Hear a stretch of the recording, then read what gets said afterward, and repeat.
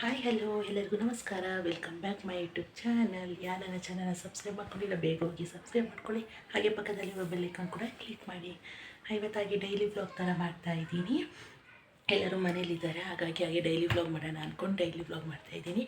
ಬನ್ನಿ ಇವಾಗ ಫಿಶ್ ಮಾರ್ಕೆಟಿಗೆ ಹೋಗ್ತಾ ಇದ್ದೀನಿ, ಅಲ್ಲೂ ವೀಡಿಯೋ ಕಂಟಿನ್ಯೂ ಮಾಡ್ತೀನಿ. ಜಸ್ಟ್ ಇವಾಗಷ್ಟೇ ಮಾರ್ಕೆಟಿಗೆ ಬಂದ್ವಿ. ಬೆಳಗ್ಗೆನೇ ಬರಬೇಕಿತ್ತು, ನಾವು ಒಂದು ಸ್ವಲ್ಪ ಮಧ್ಯಾಹ್ನ ಒಂದು 11-11:30 ಅಷ್ಟೊತ್ತಿಗೆ ಮಾರ್ಕೆಟಿಗೆ ಬಂದ್ವಿ ಮೀನು ತರೋಣ ಅಂತ. ತುಂಬಾ ಜನ ಇದ್ದರು. ಅಷ್ಟೊತ್ತಿದ್ರೂ ಮಳೆ ಬೇರೆ ಪಿಚಿ ಪಿಚಿ ಹಿಂಸೆ ಅನಿಸ್ತದೆ ಮತ್ತು ಮಾರ್ಕೆಟಿಗೆಲ್ಲ ಹೋಗೋಕ್ಕೆ. ಅದಕ್ಕೆ ಬೇಗ ತಗೊಂಡು ಓಡೋಣ ಅಂತ ಬಂದ್ವಿ.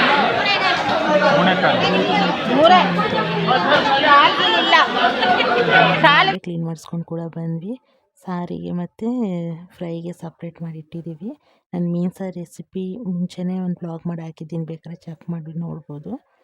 ಹಾಗೆ ಮೀನಿನ ಮೊಟ್ಟೆ ತೊಗೊಂಡ್ವಿ. ಕೆಲವೊಬ್ರು ತಿನ್ನಲ್ಲ ಮೀನಿನ ಮೊಟ್ಟೆ, ಚೆನ್ನಾಗಿರುತ್ತೆ ಮಾಡ್ಕೊಂಡು ತಿಂದು. ಎಗ್ ಬುರ್ಜಿ ಥರ ಎಲ್ಲ ಮಾಡ್ತಾರೆ, ಮಾಡಿದ್ರು ಚೆನ್ನಾಗಿರುತ್ತೆ. ನಾವೊಂದು 1/2 kg ತೊಗೊಬಂದಿದ್ವಿ. ನಮ್ಮ ಮಮ್ಮಿ ಬೇರೆ ಥರ ಏನಾರು ಮಾಡೋಣ ಅಂತ ಅಂದರು. ಯಾವಾಗಲೂ ಎಗ್ ಬುರ್ಜಿನೇ ಮಾಡ್ತೀವಲ್ಲ ಅಂತ, ಬೇರೆ ರೀತಿ ಏನಾರು ಮಾಡೋಣ ಅಂತ ಅಂದು ಬೋಂಡ ಮಾಡೋಣ ಅಂದ್ಕೊಂಡು ಎಲ್ಲದೂ ಕಟ್ ಮಾಡಿ ಇಟ್ಕೊಂಡಿದ್ವಿ. ಈರುಳ್ಳಿ, ಟೊಮೆಟೊ, ಬೆಳ್ಳುಳ್ಳಿ, ಶುಂಠಿ ಎಲ್ಲ. ಅದಕ್ಕೊಂದು ಸ್ವಲ್ಪ ಗರಂ ಮಸಾಲ ಹಾಕಿ ಮಿಕ್ಸ್ ಮಾಡ್ಕೊಂಡು ನೀಟಾಗಿ ಕಲಸಿಟ್ಕೋಬೇಕು. ಶುಂಠಿ ಬೆಳ್ಳುಳ್ಳಿ ಪೇಸ್ಟ್ ಹಾಕ್ಕೊಳ್ಳಿ, ಮತ್ತು ಹೆಚ್ಚು ಹಾಕ್ಕೊಂಡ್ರೆ ಅದು ಬಾಯಿಗೆ ಹಂಗೆ ಸಿಗುತ್ತೆ. ಕಟ್ ಮಾಡಿ ಇಟ್ಕೊಂಡಿರೋ ತರಕಾರಿ ಎಲ್ಲ ಅಂದರೆ ಈರುಳ್ಳಿ, ಟೊಮೆಟೊ, ಹಸಿಮೆಣ್ಸಿನ್ಕಾಯಿ ಎಲ್ಲ ಮಿಕ್ಸ್ ಮಾಡ್ಕೊತಾ ಇದ್ದೀವಿ. ಅದಕ್ಕೊಂದು ಸ್ವಲ್ಪ ಅರಿಶಿನ, ಕಡಲೆ ಹಿಟ್ಟು ಮತ್ತು ಅಕ್ಕಿ ಹಿಟ್ಟು ಮಿಕ್ಸ್ ಮಾಡ್ಕೋಬೇಕು. ಅಕ್ಕಿ ಹಿಟ್ಟು ಹಾಕಿದ್ರೆ ಕರುಮ್ ಥರ ಚೆನ್ನಾಗಿ ಬರುತ್ತೆ. ಸೇಮ್ ಬೋಂಡಕ್ಕೆ ಏನೇನು ಐಟಮ್ ಬೇಕೋ ಅದೇ ಥರ ಎಲ್ಲದೂ ಹಾಕ್ತಾ ಇರೋದು. ಅದಕ್ಕೆ ಮೊಟ್ಟೆ ಒಂದು ಮಿಕ್ಸ್ ಮಾಡ್ತೀವಿ, ಮೀನಿನ ಮೊಟ್ಟೆ. ಇದಕ್ಕೆ ಬೇಕಾದ್ರೆ ನೀವು ಮಾಮೂಲಿ ಮೊಟ್ಟೆ ಬರುತ್ತಲ್ಲ ಅದನ್ನು ಕೂಡ ಆ್ಯಡ್ ಮಾಡ್ಕೋಬೋದು. ನಾವು ಅದು ಹಾಕ್ತಾಯಿಲ್ಲ, ಬರೀ ಇಷ್ಟನ್ನು ಮಾತ್ರ ಹಾಕಿ ಮಾಡ್ಕೊತಾ ಇದ್ದೀವಿ. ನಾವು ಫಸ್ಟ್ ಟೈಮ್ ಟ್ರೈ ಮಾಡ್ತಿರೋದು, ಹೇಗೆ ಬರುತ್ತೆ ಅಂತ ನಿಮಗೆ ಹೇಳ್ತೀನಿ ಕೂಡ, ಆಮೇಲೆ ನೀವು ಕೂಡ ಟ್ರೈ ಮಾಡಿ ನೋಡ್ಬೋದು. ನೀಟಾಗಿ ಮಿಕ್ಸ್ ಮಾಡ್ಕೋಬೇಕದು. ನಾವೀಗ ಈರುಳ್ಳಿ ಬೊಂಡೆ ಎಲ್ಲ ಹೆಂಗೆ ಮಾಡ್ಕೊತೀವಿ ಅದೇ ಥರ ಮಾಡ್ಕೊಳೋದು ಅದು ಕೂಡ.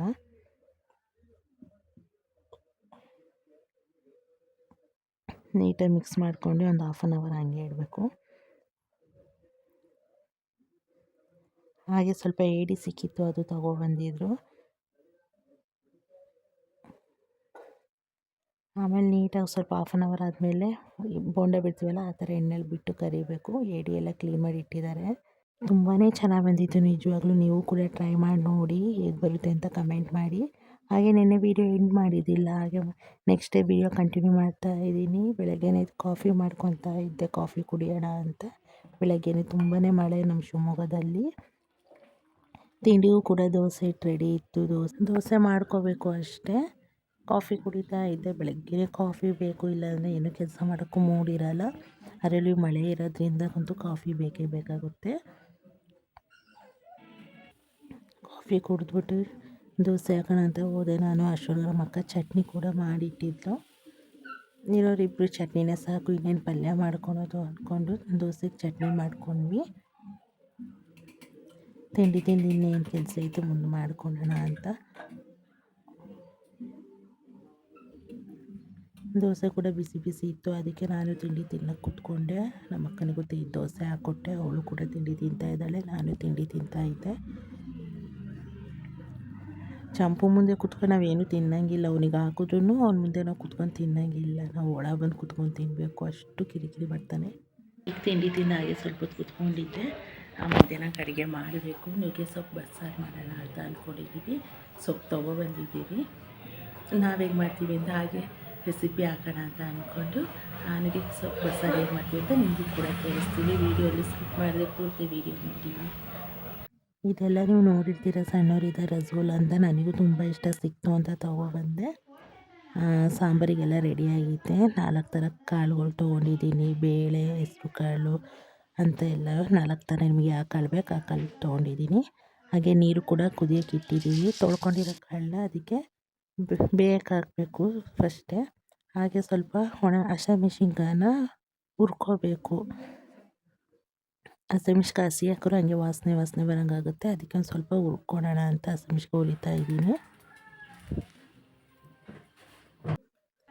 ಸೊಪ್ಪನ್ನ ತೊಳಿಬಾರ್ದು, ಆಗಲೇ ಕ್ಲೀನ್ ಮಾಡ್ಕೋಬೇಕು.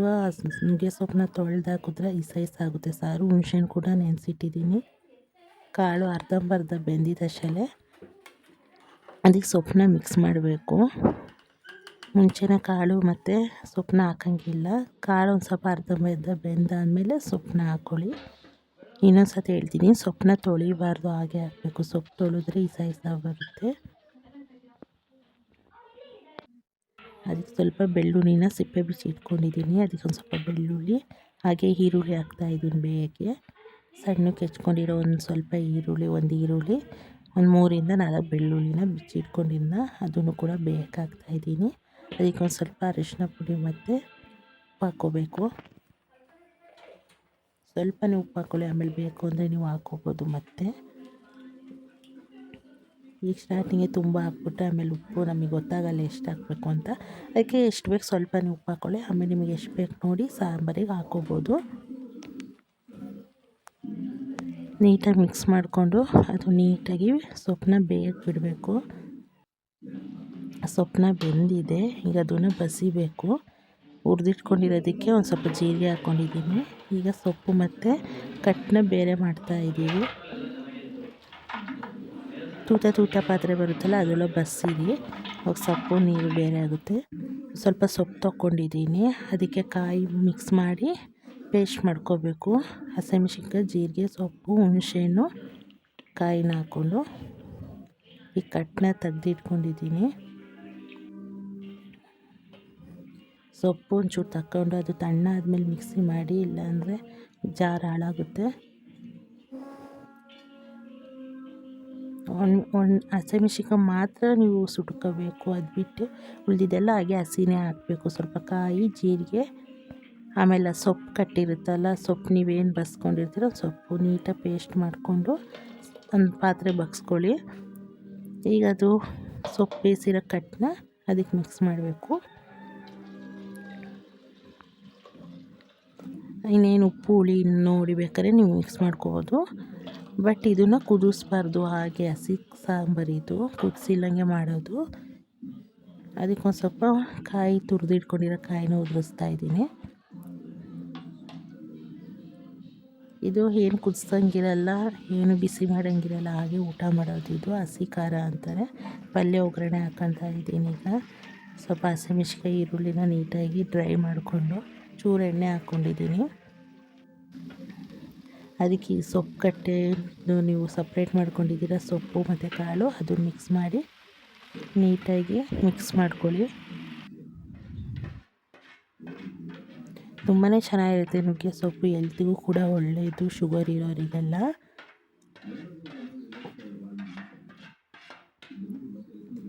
ನೀಟಾಗಿ ಮಿಕ್ಸ್ ಮಾಡ್ಕೊಂಡು ಇವಾಗ ನಿಮಗೆ ಉಪ್ಪು ಗಿಪ್ಪು ಏನು ಬೇಕು ಅಂತ ನೋಡಿ ಅದಕ್ಕೆ ಸ್ವಲ್ಪ ಮಿಕ್ಸ್ ಮಾಡ್ಕೋಬೋದು. ಆಮೇಲೆ ಅದ್ರ ಮೇಲೆ ಒಂಚೂರು ತುರಿದ್ಕೊಂಡಿರೋ ಅಂಥ ಕಾಯಿನ ಉದುರಿಸ್ಬೇಕು. ಉದುರಿಸಿ ಮಿಕ್ಸ್ ಮಾಡ್ಕೊಳ್ಳಿ. ಸಾಂಬಾರು ರೆಡಿಯಾಗಿದೆ. ಹಾಗೆ ಸ್ವಲ್ಪ ಬಟ್ಟೆ ಕೂಡ ಮಡಚಿಟ್ಕೊಂಡೆ. ಸ್ನಾನಕ್ಕೆ ಹೋಗಬೇಕು ಅಂತ ಕೂತ್ಕೊಂಡಿದ್ದೆ, ಬಟ್ಟೆ ಎಲ್ಲ ಮಡಚಿಟ್ಟು ಈಗಷ್ಟೇ ಸ್ನಾನ ಮಾಡ್ಕೊಂಡು ಬಂದೆ. ಅಡುಗೆ ಕೂಡ ರೆಡಿಯಾಗಿದ್ದೀನಿ, ಊಟ ಮಾಡಿಲ್ಲ, ಊಟ ಮಾಡಬೇಕು. ನಾವು ಯಾವ ರೀತಿ ಸಾಂಬಾರು ಮಾಡ್ತೀವಿ ಅಂತ ನಿಮಗೂ ಕೂಡ ತೋರಿಸ್ಕೊಟ್ಟಿದ್ದೀವಿ. ನಾವು ಸಾಂಬಾರನ್ನ ಕುದಿಸಲ್ಲ, ಹಾಗೆ ಹಸಿ ಖಾರ ಮಾಡೋದು. ನೀವು ಒಂದ್ಸತಿ ಟ್ರೈ ಮಾಡಿ ನೋಡಿ. ಹಾಗೆ ನೀವೇನು ಮಾಡ್ತೀರಾ ಅಂತ ಕಮೆಂಟ್ ಮಾಡಿ. ಸಾಂಬಾರು ಹೇಗೆ ಬಂತು ಅಂತ ಕೂಡ ಕಮೆಂಟ್ ಮಾಡಿ. ಹಾಗೆ ಈ ವಿಡಿಯೋ ಇಲ್ಲಿಗೆ ಎಂಡ್ ಮಾಡ್ತಾಯಿದ್ದೀನಿ. ಈ ವಿಡಿಯೋ ಇಷ್ಟ ಆದರೆ ಲೈಕ್ ಮಾಡಿ, ಶೇರ್ ಮಾಡಿ, ಕಮೆಂಟ್ ಮಾಡಿ, ಹಾಗೆ ಸಬ್ಸ್ಕ್ರೈಬ್ ಮಾಡಿ. ಹಾಗೆ ಪಕ್ಕದಲ್ಲಿರೋ ಬೆಲ್ ಐಕಾನ್ ಕೂಡ ಕ್ಲಿಕ್ ಮಾಡಿ. ಪ್ಲೀಸ್ ಸಪೋರ್ಟ್ ಮಾಡಿ. ಬಾಯ್.